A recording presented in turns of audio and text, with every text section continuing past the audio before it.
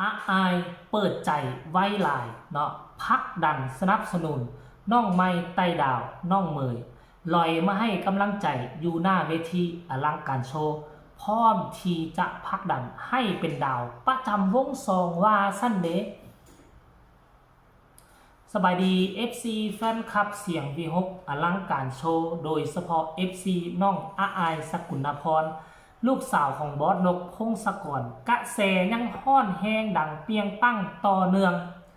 ล่าสุดนี่ว่าซันเดย์ทุกคนก็คงจะเห็นแล้วแหละน้องไม้ไต่ดาว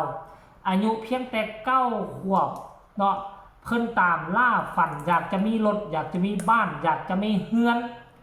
ให้กับตากับยายชีวิตค่ายคือกันกับอาอายเป๊ะเป๊ะเป๊ะเป๊ะเลยค่ายคือแนวใดบ่ได้อยู่น้ำพอน้ำเมเนาะมีชีวิตรอดมาเป็นวันๆกับเพราะตากับยายอาอายก็เช่นเดียวกันเนาะที่ผ่านมานี่ก็เห็นบอสนกบอสนุพยายามเอาคนอื่นมาปั้นหลายคนต่อหลายคนอยู่ได้แต่ก็บ่เห็นอาอายสนใจแล้วก็ถึกสตาซ้ำกับเด็กน้อยคนนี้จนมากระทั่งน้องเมยมักกล้าเป็นลูกเป็นเต้าของบอสนกพงศกรมือนั่นอาอายกระจัดสรรให้คักแน่ทั้งให้กำลังอกทั้งให้กำลังใจทั้งลอยมาทั้งด้านหน้าเวทีให้กำลังใจมอบเงินมาไล่ส่วนตัวให้ซื้อขนมของต้อนมาฝากซ้ำบ่นำขอเงินพอตัวพอว่าสิเอาไปกินสิ้นดงสิ้นดาดน้ำซุ่มผู้เท่ากันลอยมาลิ้นกับน้องเมยเนาะลิ้นอยู่ส่วนน้ำน้องเมยขี่บานาน่าโบทีนั่นสนุกสนานพลานไซทานผู้ชมจนเห็นให้พอนกพงศกรว่าสิตัด2 ทาง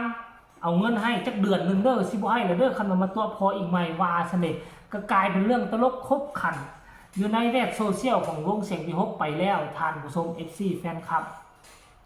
ปกติเคยได้ยินแต่พี่ร้องน้องดูอันนี้น้องร้องพี่นั่งดูกล้องกับหูได้ว่าบอดน้อยแห่งวงเพิ่นมายามอาอายบ่ได้มาหลังเวทีได้ไปอยู่หน้าเวทีน่ะปู่ซาดนั่งหน้าเวทีแต่มือกล้องกับตาดีซูมถ่ายเอาอาอายไปขึ้นจอมอนิเตอร์ใหญ่ๆอยู่ทางน่ะทั้งวงพุ่นน่ะตัดเอามาคู่กับน้องเมยกำลังห้องเพลงอยู่อาอายก็นั่งใส่เสื้อสีดำนั่งยิ้มอยู่นั่งชมน้องสาวอยู่ห้องจบปุ๊บพากันลุกไปให้มาลงมาลัยทั้งพงลำเพลินพิธีกรลักกันยืนไม่ให้ให้กำลังใจน้องแม่มาสั้นเดะอายกระสายเงาไปจะข้าวนึงหมดแล้วหัวแตกวุ่นมีคนขอว่าเอาอีกว่าสั้นรายละเอียดให้ทุกคนไปส้มคลิปนี้ว่ามันเป็นแนวใดเนาะเป็นตะฮักเป็นตะแพงแท้บอสน้อยแห่งวง 1แล้วก็วง 2อายน้อยสกุลนครร้องเพลงเปลี่ยนเอาก็ร้องเพลงเป็นตัวเนาะแม่มาสิให้เป็นอย่างเดียวให้สู้มือเด้พี่น้องครับกินหอดบ้านไปนะเอื่อยมาหาไปหาเอื่อยซะก่อนโอ้เอื่อยมาหาโอ้ขนมมาให้แท้หลายแท้พร้อมกับย่าลูกก็มาอีหล่าน้องอายบอกให้น้องสูเนี่ยมือบางแง่มันจะให้ดิ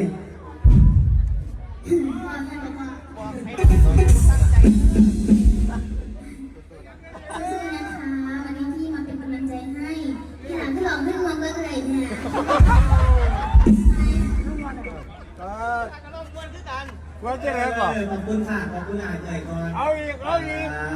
มืออื่นน้องเหมยกับสิมาเป็นกำลังใจเนาะแม่มาสิให้เป็นอย่างเดียวให้สู้มือเด้พี่น้องครับกินหอดบ้านไปนะเอื่อยมาหาไปหาเอื่อยซะก่อนโอ้เอื่อยมาหาโอ้ขนมมาให้แท้หลายแท้พร้อมกับย่านุก็มาอีหล่าน้องอายบอกให้น้องสูเนี่ยมือบางแรกนั่นก็ให้เด้บอกยังกับว่าสู้ๆนะคะวันนี้ที่มาเป็นกำลังใจให้ที่หลังที่หลองเรื่องมองก็เอ่ยเนี่ย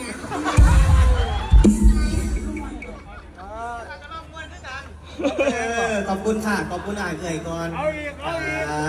มืออื่นน้องเหมยกับสิมาเป็นกำลังใจให้เอ่ยคือกันมืออื่นเอ่ยสิมาเล่นดีเด้เอาย่านุเอาก็เป็นเป็นกำลังใจให้หลานเนี่ยให้อีหลีได้บ้างแรกน่ะให้ย้ำใหญ่ย้ำยางอยากเมื่อบานปะนั่น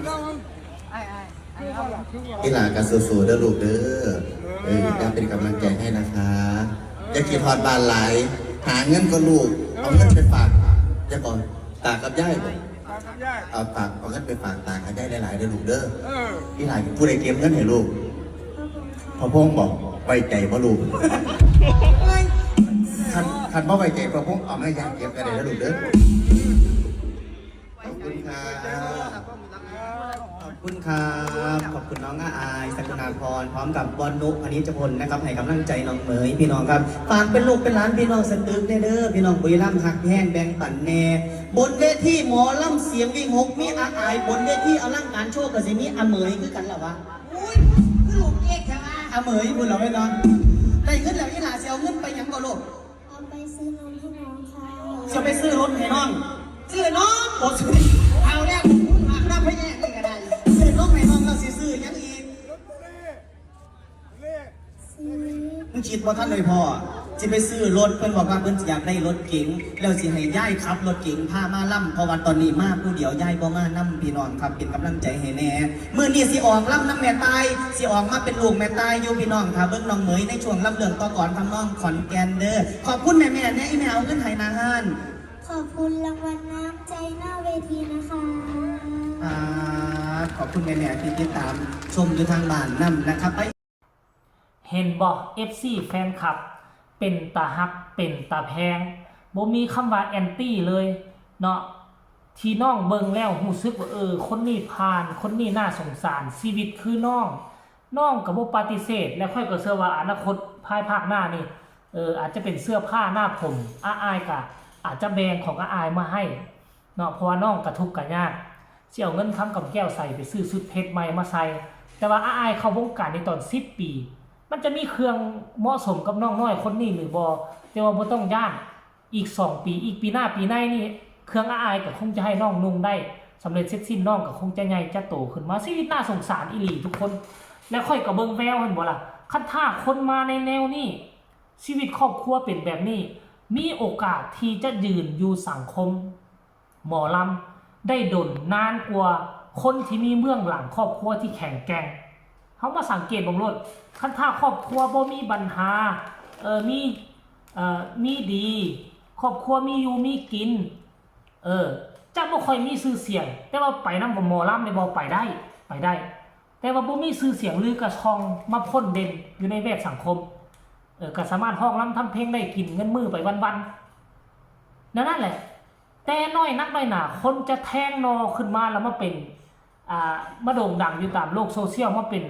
หนึ่งในผู้ติดกระแสอยู่ในวงเนี่ยมันยากขนาดวงเสียงวีฮกนี่นะมีอายเพียงคนเดียวเด้ค่อนข้างว่าเป็นจุดเด่นกว่ามูในทุกมือนี่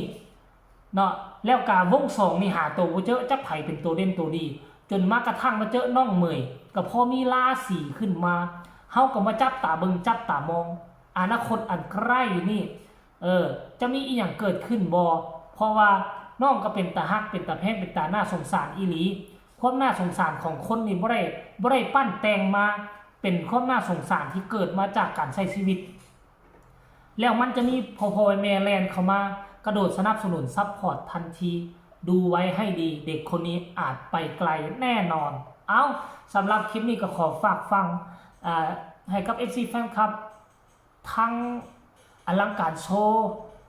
เนาะทั้งเสียงวีฮกทั้งน้องอายก็แล้วกันไผพาดผ่านเข้ามาให้กดไลค์กดแชร์คอมเมนต์แลกเปลี่ยนบทเรียนกันสำหรับคลิปนี้ลาท่านผู้ชมไปก่อนสบายดี